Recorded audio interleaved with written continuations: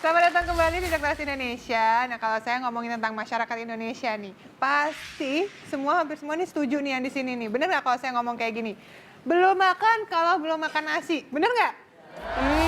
Itu langsung ada yang 2 jempol tuh langsung. Saya rasa juga pemirsa di rumah ada yang merasa demikian nih. Kalau misalnya kita belum kesentuh nasi, rasanya belum kenyang. Itu jadi kayak menu wajib yang harus ada setiap porsi makanan kita sehari-hari, apalagi sebagai masyarakat Indonesia. Iya. Tapi tahu nggak sih sebenarnya kalau nasi itu ada manfaatnya untuk kita? Apa tuh? Sumber karbohidrat, Bener. ada vitaminnya juga, dan yang pasti itu adalah energi buat badan kita. Bener, itu salah satu sumber energi yang kita butuhkan dalam keseharian kita. Dan di nasi pun juga ada proteinnya. Oke. Dalam bentuk asam amino tuh. Nah, kita tahu yang namanya asam amino dalam tubuh kita itu dibutuhkan untuk pembentukan sel-sel tubuh kita.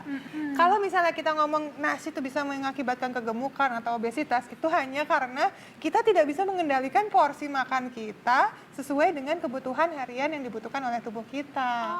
Jadi kalau kita nyalahin nasinya kasihan, yang salah adalah porsinya, bukan dari makanan yang kita makan. Iya. Tapi kalau kita makannya kayak yang di sini nih juga nih, ada nggak nih yang makan kayak gini nih? Ini ada nasi putihnya, tapi ditambah lagi dengan mie, ditambah lagi dengan goreng-gorengan kayak gini. Jadi udah karbohidrat ketemu karbohidrat lagi ya? Betul. Padahal ini dari kita lihat ya, ini pasti kurang serat. Ya, Iya. kita nggak dapat serat dari semuanya ini. Serat di Iya. dalam nasi ada, tapi nasi putih ini jumlah seratnya lebih rendah kalau dibandingkan dengan yang namanya beras merah dan beras coklat. Iya, Seperti yang ada di sini. Nah, iya makanya nih dok, sekarang kan banyak nih yang mengganti si beras putih dengan beras merah dan juga beras coklat karena Bener. seratnya lebih tinggi. Betul. Kita Nah. bisa lihat nih dari segi teksturnya dulu. Nih kalau dilihat ini yang namanya beras merah seperti ini, ya. Kemudian beras coklat. Ini kan teksturnya lebih kasar ya. Bisa kelihatan Beda dibandingkan ya. dengan beras putih. Iya, Ini iya, karena benar. kulitnya itu belum dipecah seperti beras putih. Oke. Itu yang membuat kadar serat di dalam si beras merah dan beras coklat ini lebih tinggi. Tinggi. Jadi dia masih kadang-kadang kita masih bisa menemukan kulit-kulitnya. Kalau si beras Betul. putih ini kan udah benar-benar bersih Udah gitu nggak ya. ada. Iya.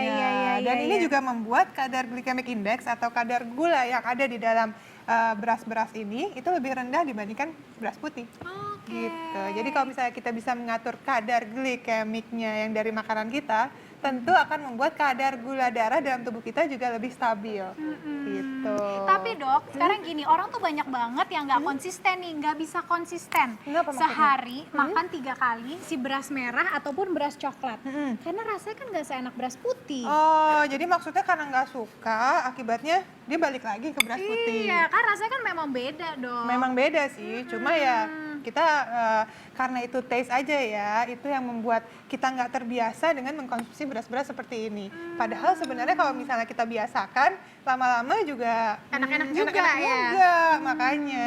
Untuk itu disarankan lah untuk kita semua ya kerap mengkonsumsi serat-serat yang bisa kita dapatkan dari sayur-sayur, buah-buahan, kacang-kacangan dan biji-bijian. Iya, setuju banget dok. Makanya nih, biar lebih praktis dan gak repot memenuhi kebutuhan serat dan nutrisi makanan aku udah punya solusi yang praktis. Karena sekarang aku selalu memasak nasi putih dengan campuran kongbap.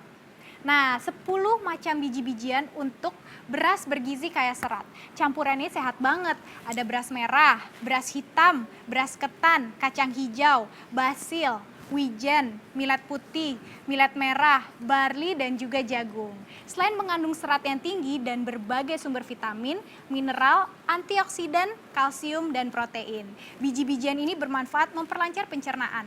Dan yang paling plusnya lagi nih, memberikan rasa kenyang lebih lama. Hanya dengan mengkonsumsi jumlah nasi yang lebih sedikit sehingga sangat baik untuk diet. Caranya juga gampang banget. Cukup campurkan 1 bungkus kongbap tanpa perlu dicuci dengan 2 cup beras putih yang sudah dicuci terlebih dahulu. Tambahkan air sesuai takaran biasa menanak nasi. Jika suka nasi yang lebih empuk, disarankan untuk menambahkan air 50 cc air lagi di luar takaran air biasa. Lalu tinggal masak dengan rice cooker seperti memasak nasi biasa. Gampang dan praktis banget. Produk ini juga bebas bahan kimia dan pengawet, 100% alami. Merupakan sumber nutrisi yang baik bagi tubuh dan yang hebatnya lagi nih, tanpa merubah rasa nasi. Sehingga cocok untuk dikonsumsi dengan lauk apa aja. Mari ganti kebiasaan Anda dengan yang lebih sehat. Kongbap, nutrisi asli dari alam. Nasi lebih sehat, kaya serat setiap hari. Terima kasih banyak tipsnya Karissa. Semoga Iya, Dok. sekarang kita makin sering mengkonsumsi makanan yang berserat tinggi ya demi kesehatan kita ya. Iya, pasti Baik. dong. Sesaat lagi masih banyak informasi menarik lainnya, jadi jangan kemana-mana, tetap di Dokter Ros. Indonesia.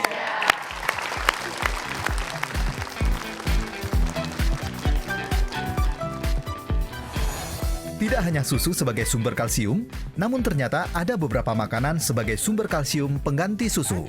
Ternyata banyak loh makanan yang mengandung kalsium. Apa aja sih? Nih ada di depan kita semua. Nah,